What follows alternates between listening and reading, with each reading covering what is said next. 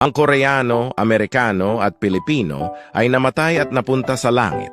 Pagdating nila sa langit, sinalubong sila ni San Pedro. Welcome dito sa langit. Maraming magandang tanawin dito at mahahabang kalsada, kaya kailangan nyo ng sasakyan. Ikaw Koreano, dahil tapat ka sa asawa mo, bibigyan kita ng Lamborghini. Ikaw naman Amerikano, dahil niloko mo ang asawa mo ng 2 beses, para sa iyo itong BMW. At ikaw naman Pinoy, dahil niloko mo asawa mo ng 5 beses, bagay sa iyo itong lumang Toyota. Pagkabigay sa kanila ng kotse ay umalis na ang tatlo. Makalipas ang 5 taon, nakita ng Koreano at Amerikano ang kaibigan nilang Pinoy na malungkot. Pre, ba't ka malungkot? Okay pa naman kotse mo ah, tanong ng dalawa. Sumagot naman ang Pinoy ng, mga pre, nakita ko kasi asawa ko kanina, nakasakay sa lumang bike.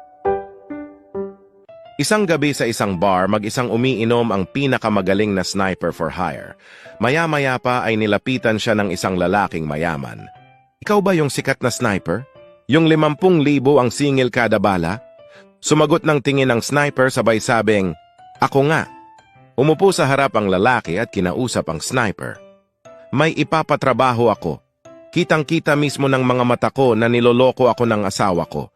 Nasa motel siya ngayon kasama ang kalaguyo niya. Gusto ko pasabugin mo ang ulo ng asawa ko at ang ari ng kalaguyo niya. Bibigyan kita ng 100,000 para sa 2 bahla pag nagawa mo ang trabaho. Pumayag ang sniper at magkasama silang umalis sa bar para magpunta sa rooftop ng building ng katapat ng motel. Naghanda na ang sniper para isagawa ang plano. Ilang saglit lang ay nakita na ng sniper ang mga target at tinitigan niya ito ng mga 3 minuto. Anong balita? Tanong ng lalaki. Sumagot naman ang sniper ng, magandang balita, mukhang makakatipid ka ng 50,000. Ang magkapatid ang umuwing may dalang 3,000. Sa pagtataka ay tinanong sila ng kanilang ina, saan galing pera nyo? Nakita namin yung kabit ng kapitbahay natin. Para di namin siya isumbong, sinuhulan niya kami ng 1,000. Pero 3,000 yan ah.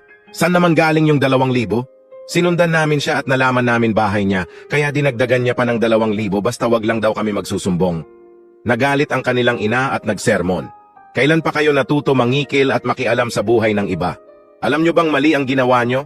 Bukas, magpunta kayo ng simbahan at mangumpisal.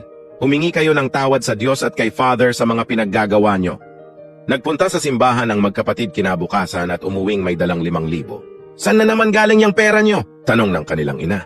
Sumagot naman ang magkapatid ng, nalaman na din namin ma kung saan siya nagtatrabaho.